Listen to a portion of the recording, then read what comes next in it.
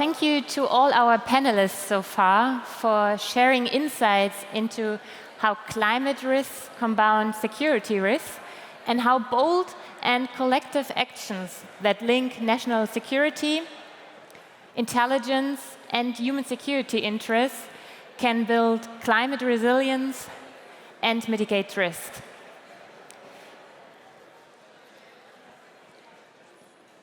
We move now on to the next phase, the second phase of our Peace Schnecke, the peace snail, getting to peace. Our next panel will explore how climate change impacts the next phase in the conflict cycle. And please welcome with me our moderator, Janani Vivekananda, Head of Program Climate Diplomacy and Security at adelphi.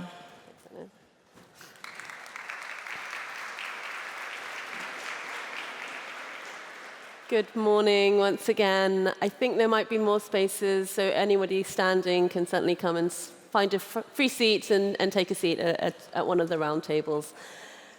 So, as Anna's mentioned, we're now moving and continuing to explore the second phase of the conflict cycle in this panel, which is about stabilization and getting to peace. And we'll focus on how climate change affects crisis management and mediation efforts. So how can we integrate climate into how we think about getting to peace, and does it actually offer us opportunities? Working on this topic, all too often, when confronted with actors working on peacemaking, on political settlements, on mediation, I've been confronted personally with responses ranging from bewilderment, like, what are you talking about? Why are you talking about climate change and political settlements, to something nearing derision, like, why are you talking about climate and bees and butterflies when people are dying in war and we really have an urgent problem to get to peace, and then we can think about climate and environment. But climate change, as we, I think, in this room can accept and know, it poses an increasing challenge to peace, to conflict prevention, to mediation, and then also the sustainability of the hard-won outcomes of when peace is actually reached. And as has become more intense and more erratic and more frequent, mediators and peacemakers are going to increasingly be called upon to diffuse more frequent tensions over the effects and the drivers of climate change, as well as to ensure that peace and political settlements can actually hold the course, can actually cope with the way that climate change actually changes not just the political landscape, but the actual physical landscape. So how can mediators, peacemakers, and peace processes address not only the challenges posed by or faced by communities today as a result of climate-induced insecurity, but also ensure that the outcomes of peace can actually weather the storms of tomorrow? And what opportunities, if any, does the integration of climate considerations into peace processes offer? So to discuss these issues and more, I'm really honored to introduce my esteemed panelists this morning. Helen Hakena, co-founder of the Leitana Nehan Women's Development Agency, is joining us from Papua New Guinea. Excellency Vahan Kostanyan is the Deputy Foreign Minister of Armenia, and Excellency Mohamed Abdi Ware is the Deputy Executive Secretary of the Inter-Governmental Authority on Development, IGAD, in the Horn of Africa. I'm really looking forward to hearing your insights and experiences from three new regions that we haven't really touched on yet, from Armenia, from the Horn of Africa, and from Papua New Guinea. And I really encourage you to share your first-hand experiences, but also be as open and honest as you can about some of the real challenges that we're facing in this space around kind of getting that understanding up about why this is important, but also some of the practical obstacles to this in terms of balancing long-term and short-term challenges of peace and climate, because I haven't quite figured out how we can surmount these yet. So we've got a little bit less time than we anticipated, but I'm sure we will be able to cover quite a lot. I'd like to just jump straight in, and starting with you, Excellency Ware, As Deputy Executive Secretary of IGAD, but also having previously served as the president of Hirshabal and having a decade of experience within the Ministry of Agriculture in Somalia, and also working on humanitarian efforts through the Red Cross and with the FAO on the Somali famine and instability, you really have got a 360 perspective on this. So I think this insight is a real asset to us. Can you start us off by setting out what you see as some of the biggest challenges that climate change poses to crisis management and mediation? And to flip this around, do you see any opportunities that climate change poses or offers in advancing peace? So, good morning. Thank you very much. So for the sake of time, since we don't have much time, I would like to be very brief and make a couple of points. One, with the possible exception of the situation in Ukraine and in the Middle East, the Horn of Africa region, the IGAD region, is the most impacted by conflict alone. When you combine that with the impact of climate, and I think the minister made a very good presentation as a case study of the Horn of Africa, when you combine that with climate impact, we can say unequivocally that the IGAD region, the Horn of Africa region, is the #1 region where climate and conflict do come together for devastating impact. In the climate intellectual thinking and also in the activities and in the interventions, on the one extreme you have climate denial, people saying that there is no climate. And then you have climate prevention from climate change from happening, carbon issues and fossil fuels and green power and so on and so forth. In our case, we are already there. We are living with the consequences of climate. In Djibouti, where our organization IGAD is headquartered, more than a third of all days have temperatures that are not sustainable for human survival. So we are there. In Sudan, with the conflict and with the desertification and the rainfall. In Somalia, 7 years continuous, 5 of them rainfall has not occurred. So we are living with the impact of climate and of course conflict. So the first point I would like to make is we need more focus on climate adaptation.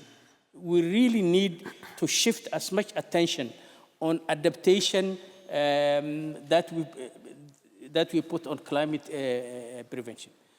The second point I would like to make, it was very interesting to listen to the panel on security. And you get the impression that from a strategic perspective, climate is that big unknown, that you have to factor it in, maybe a cross-lying issue like this. Climate is real and here.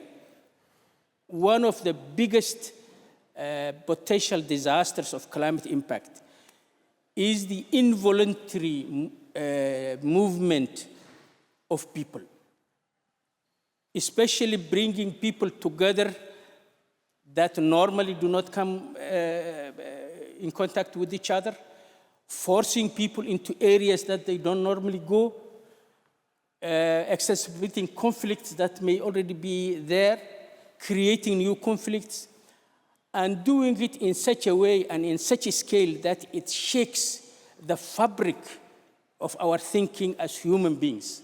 I will close by giving a personal example. In 2017, when I was president of Hirshabelle Estate, we were in the middle of fighting a very bad and very bitter extremist insurgency. And we were fighting, and we were making some good progress. And then massive flooding occurred of the Shabelle River. And Beledweyne, a town of 250,000 people, was entirely evacuated. Now, the people who have been displaced from the city and the people who were living in Al-Shabaab controlled areas, including Shabaab families and Shabaab fighters, had no choice but to intermingle. And I remember my security team coming to me and say, Mr. President, now we have an opportunity to go after them by squeezing them in this flooding. My thinking, my attention was focused on trying to mitigate this unfolding humanitarian crisis. And of course, it didn't help that, as you said, I have been working as a humanitarian worker for 20 years of my life. So I said, listen, let's get these people back into their homes. We'll deal with the Shabaab when this is all over.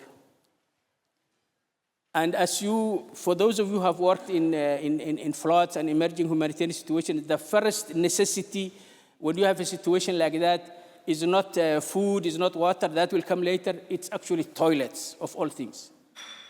And then we were doing the rounds, inspecting a row of toilets that have been made. And my Minister of Security came to me and says, you see that and that and that and that, we know them, they are Shabaab. We can go after them. In a moment of exasperation, I said, now you don't expect me to prevent people from going to the bathroom, do you? So population movement in a massive scale will test who we are as society, who we are as a civilization, who we are as governments, and it will challenge laws, it will challenge morals, it will challenge values. Therefore, climate change from a strategic point of view will have this big impact.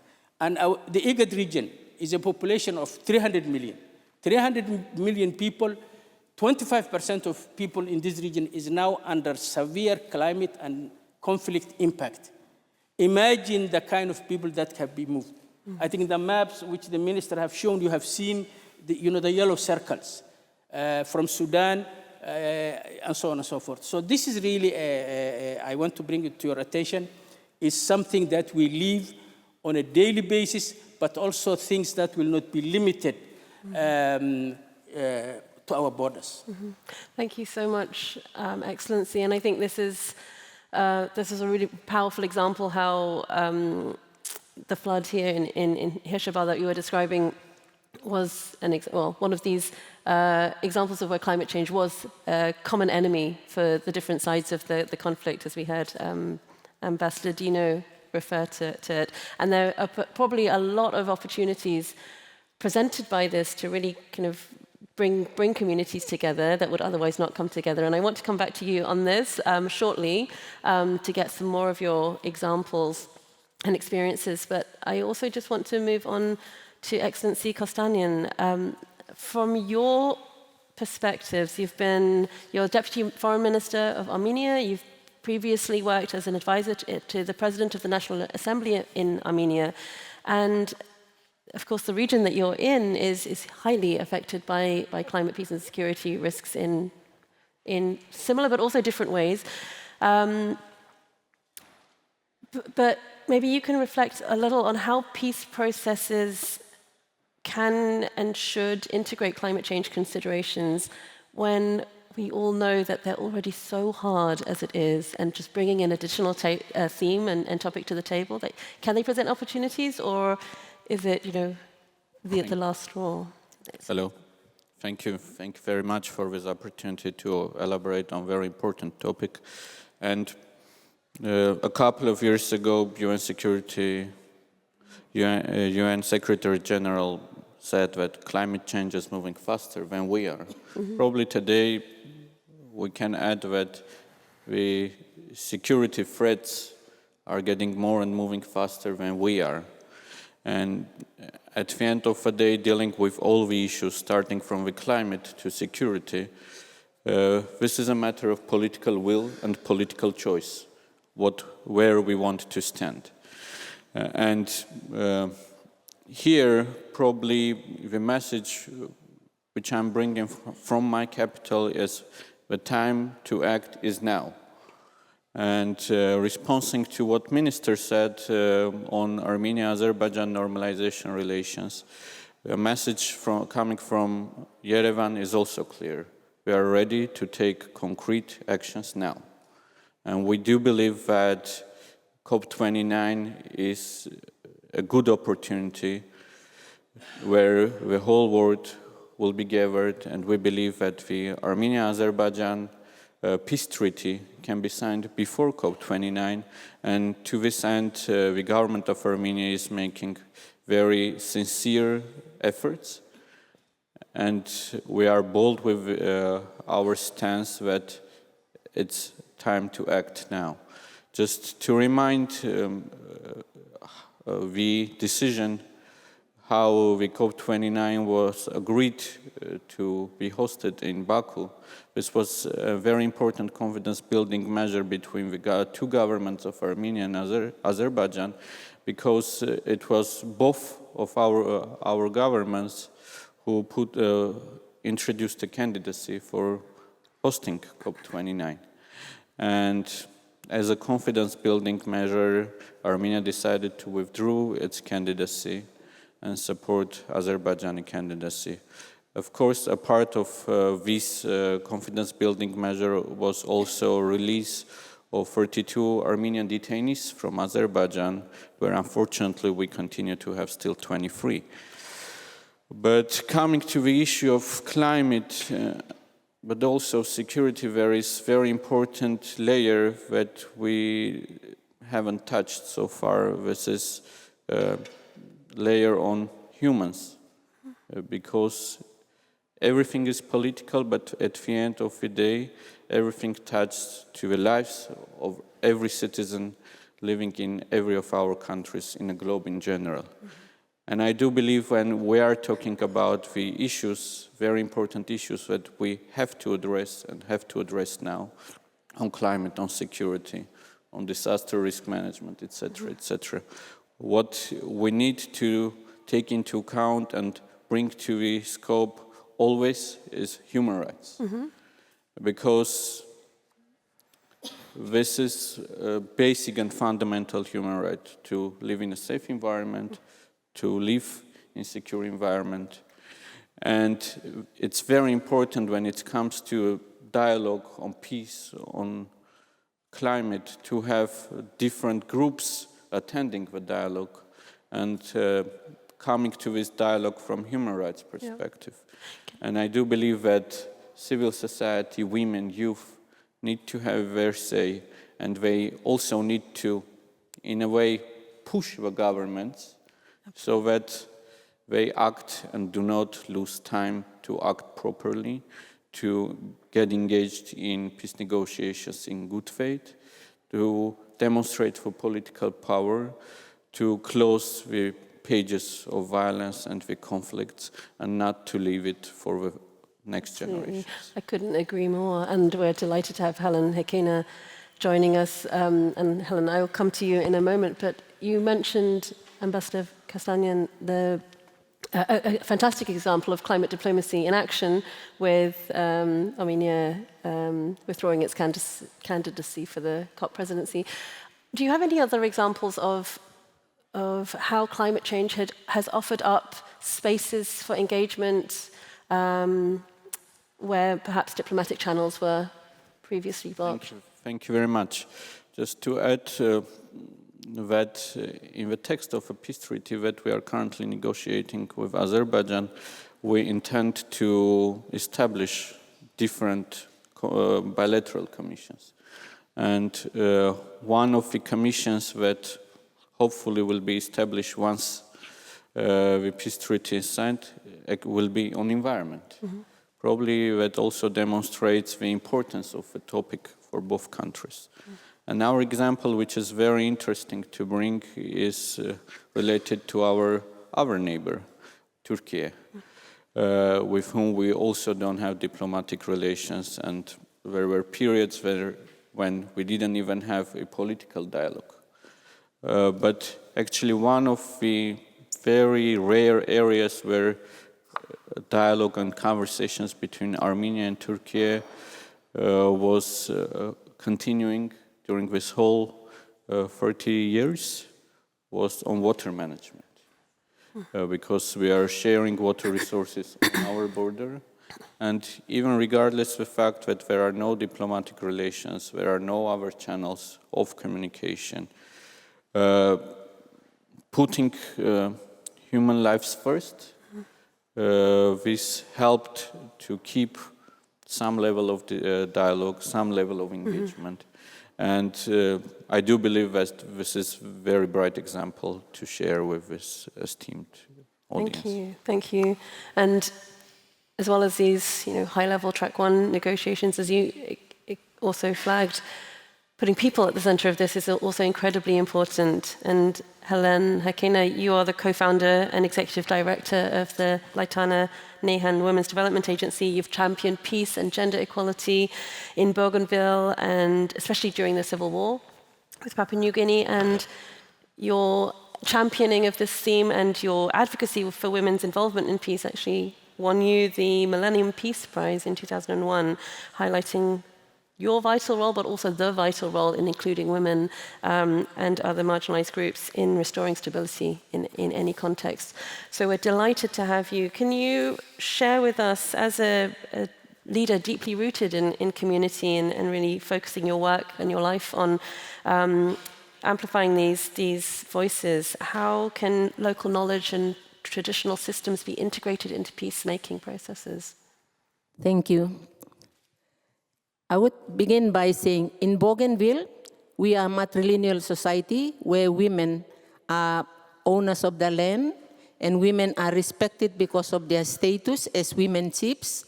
So in the last 35 years, we've had civil war on Bougainville, and women have been acknowledged to participate and to ensure that there was ceasefire, and in 2001, the signing of the peace agreement. And women were able to negotiate across borders for peace in Bougainville. But then, despite that fact, we also had climate change coming to Bougainville, and we didn't know how to negotiate climate change. We have the first island refugees on Bougainville, world refugees of climate change. They have been relocated to mainland Bougainville, but it poses a lot of threat to them because they have to go to new areas where they do not own land. They feel insecure because of the language barriers. They cannot work on their land. Like in a matrilineal society, women are born on the land. They work the land. They know the resources that are available on the land, like water and land. But now, we don't have those. It's slowly going away from our hands, slipping away because of climate change. And there is a lot of conflict involving land because we are losing land, and there are people that are taking over other people's land because there is not much land for them to settle on or to make gardens. We've got internally displaced people from the Bougainville conflict, which is again exacerbating, the conflicts that we have on the ground in Bougainville. So women who have been mediators during the Bougainville conflict don't have a clue, don't have the capacity to mediate new problems that we are facing. So what will happen to us now that there is no one there? It will just only create more conflicts if women are not given the capacity to negotiate. So we believe that maybe there should be a merge between peace building. It should be merged with reconciliation, should be merged with mediations, so that there is good and positive sharing of resources, which is really scarce at the moment in Bougainville. So women are really resilient. Even though we are losing land, they are continuing their work to carry out awareness on climate change to communities around Bougainville. And women are planting mangroves to try to slow down erosion. But we are facing the consequences of climate change. We are not responsible for it. It's the Western countries that are responsible for that. And we need support because, when we are not responsible for anything, people just look on and they look on from the sidelines because they do not own what is happening. So we would really like to see in the women of Bougainville, they are very resilient, they are doing what they can, but there are new things emerging. We are losing land, people are fighting over scarce resources, and there are multi-billion companies wanting to come back into Bougainville, and we cannot we cannot, we don't have the capacity to stop them because they are people from outside. We do not have the skills to negotiate with them, to mediate with them, because first and foremost, the war on Bougainville started because of environmental damages caused by the copper mine. So we really would like to see, we believe that we are forced into changing our ways of life because of something that we don't know of, climate change. It is new. We don't know how to deal with it. But we are trying, we are fighting, we are not going down. Thank you. So there it's less of the opportunities posed by climate change, but rather the experience of your community of how climate and environmental risks are overwhelming traditional mediation processes and mechanisms. And we need to find new ways of resolving conflicts. Ambassador Ware, can I come back to you? I think it would be fair to say that globally, IGAD is probably the champion, the leader when it comes to moving us from analysis to action on addressing climate, peace and security risks, particularly on the conflict mediation side of things. Can you tell us a bit more about how IGAD is incorporating climate into mediation processes? So first of all, if you look at the geography of the IGAD countries, climate impact, climate issues, even conflict does not stop at borders. Mm-hmm. And particularly in our case, if you look at our maps, you will see a lot of straight lines. If you ever see a straight line as a political border, you know there is a problem there. And many of these straight lines were made actually in this city itself many rainy seasons ago. So we are still living with that legacy. But since we cannot make climate issues to stop at borders, then we have to use that as an opportunity. And we have to, IGAD is taking the lead in convincing the member states that this is an issue, number one, which is very serious. Number two, no one country can deal with it alone. Therefore, we use this as an opportunity to work together on these issues, from the mediation side, from the diplomacy side, from the coordination and collaboration side. Also, IGAD is taking the initiative in working with many good partners here in this room to work at 8 key corridors, as we say it, across the region where 2 or more countries meet. The Madeira Triangle, where Ethiopia, Somalia, and Kenya come together. The Pokot-Kromoja corridor, where South Sudan, Uganda, and Kenya come together. The Dakhil corridor, where Ethiopia, Djibouti, and Somalia come together, and so on and so forth. These initiatives first started as a resilience initiatives, but because they are border communities, and we all know how borders are very sensitive for sovereign states, and especially in our region where borders are viewed by countries on both sides of that line to be a problematic area. So you have to bring diplomacy, you have to bring foreign policy, security, intelligence, all the nice people to work on this issue, not only on climate. So climate is being used by IGAD as a way to bring communities and member states to come together. Also, we realize that we need also to put resources into common solutions. The IGAD Climate Center in Nairobi is a world-class example of providing real-time information on droughts, on climate events, on flooding, on heat waves and things like that. And it's really a very important source to put something like that and for member states to buy in. And we have our issues. It's a clear example that, in fact, we can use environmental climate issues as a means to build on.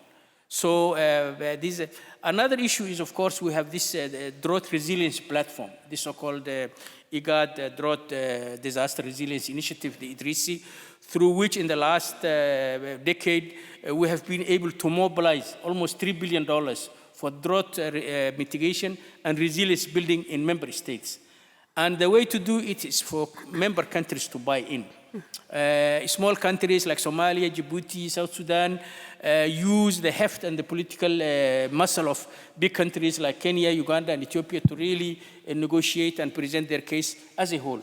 So I think, of course, we have the problems, but the opportunities are also there to work together. One final point. Conflict and climate have always been linked. We were talking earlier about how in many of the communities in our region, especially the pastoralist communities, it has culturally always been to do mediation and peace processes during the rainy season, during the harvest season, when people are happy, when the environment is good, when kids are playing outside, when the mood is good, to do mediation at that time. In fact, there is a Somali saying when they confront with a problem, they say, "Get hosaba," which means let there be shade, meaning let the rains come, let the trees develop shade, then we will discuss this issue. Imagine 7 years in a row, rains have not fallen. The impact that can have on people's traditional mediation and conflict management mechanisms. So this is really an issue that is affecting us on so many levels. Thank you. Well, that's a very powerful example. But to go back to the positives that you shared with us, IGAD is in a very privileged position to have so many structures where there's a lot of information that's available. There's a lot of cooperation amongst member states to work across borders.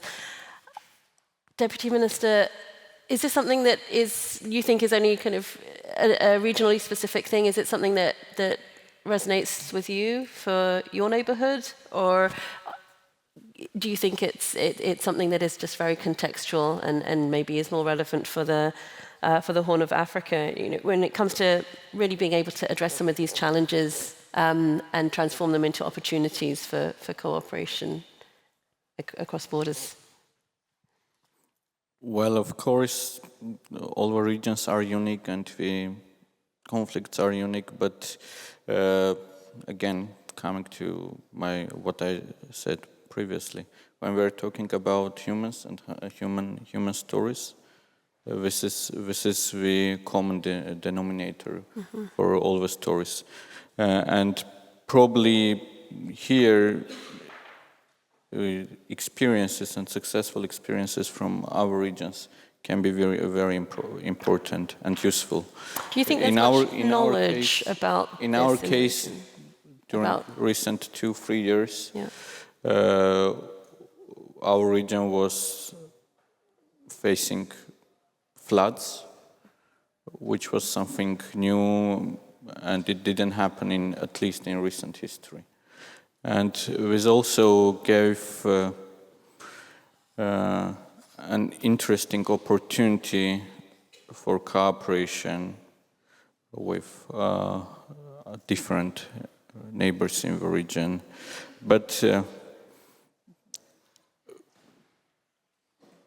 actually this brings to a theoretical question why neighbors should cooperate only facing disasters. So, does it a horror of disaster that should make people to cooperate, to share some empathy? To me personally, this is quite a pity. For example, when Armenian-Turkish border is closed and it was opened only for Armenia sending humanitarian aid to Turkey, which I do believe was a right gesture to do to our neighbors. But why this border is closed during, let's say, normal days? Why it should be, and why this cooperation, regional cooperation, should become disaster risk response rather than creating a positive agenda for our citizens. Okay, yeah, I guess there's the expression, necessity is the mother of invention, maybe disaster is the mother of mediation, unfortunately. That's giving us definitely something to think about. And I guess if we're looking at prevention rather than mediation post-conflict, maybe there are those opportunities to come together before things get so awful. Helen, Hakena, you gave us some quite sobering thoughts on the challenges facing your community. Is there anything that we can learn from the women and the community-led grassroots movements in your communities where these efforts have successfully fostered peace and greater climate resilience that we can kind of be inspired by? Yes. Like when we worked through the conflict, women collaborated with each other despite different church affiliations or different clans. We worked together because we all faced the same thing. We were all vulnerable in the arms of our own Bougainville Revolutionary Army and the Papua New Guinea Defense Force. So we all worked collaboratively together. We were united. We worked across borders using the clan system because we knew who the chiefs were in the other side of Bougainville and in Papua New Guinea as well. Using neighbors, using friends like New Zealand, Australia to come in, and Fiji, Vanuatu, Solomon Islands. So using our neighbors to talk from outside because we could not do it from within. So that we used them. And when we attended international conferences, we used those spaces to strengthen that solidarity with other neighbors in the Pacific. So it is very important to collaborate and to be friends with neighbors. Thank you. I would love to continue this conversation further, but unfortunately we're running out of time. But I would like to just ask each of you one last question. As I mentioned at the beginning, I personally have been met with kind of these blank faces of, we're dealing with peace. Why should we think about climate change? What would be the one thing that each of you would like to be the response to those people working on, hard peace negotiations and political settlements, to help understand why climate change and environmental considerations should be part of any peace mediation or political settlement? So yesterday before I came to Berlin, I was in Amsterdam. And as you fly into the airport, I looked out of the window and I thought the city was under flood. For us, seeing water from above brings anxiety, and I thought, what has happened? Except on a closer look, you see that the water goes to where it's supposed to go. The essence of civilization has always been the ability to control and to defeat climate. We may be coming around full circle where climate is going to beat us. That is the first sobering thought. And once climate beats us, normal people, most people in Europe, in North America, in other advanced countries, really don't worry about the seasons, whether it rains, whether there is a drought. For them, it's just a marginal thought on their heads. But time might come when this is no longer the case, where climate really, just like in a village in Darfur, where climate is really an issue, and whether it rains or not is really the difference between life and death, we might, as a species, as a humanity, going towards that point where climate becomes an issue for all of us. That's number one. Number two, we talked about how climate impact does not stop at borders. We talked about population movement on a large scale. Another very important nasty thing that does not stop at borders is epidemics, germs, and viruses and things. And there is a trend of nasty epidemics being linked with climate issues. So there you have the two very nice cocktail between climate and epidemics coming together. And this is going to affect us all. Therefore, we really need to wake up and look this issue in the eye and take very serious and concrete steps. Thank you. Tackling with climate issues is objective itself, but it's to tackle it together globally. It's also a tool for confidence building and peace building. But there is also another side of the coin. If we are not doing it today, then it will become a weapon for new conflicts. Yeah, thank you. Powerful, yeah. As for me, our hope is in you to change what is happening to us in the Pacific. Thank you so much. I think we have had a very honest reflection, but also some seeds for inspiration to go forward. Thank you so much to Helen, Hakena, to Ambassador, to Deputy Minister Kostanyan, and to Excellency Ware for your wonderful inputs. And please join me in a round of applause.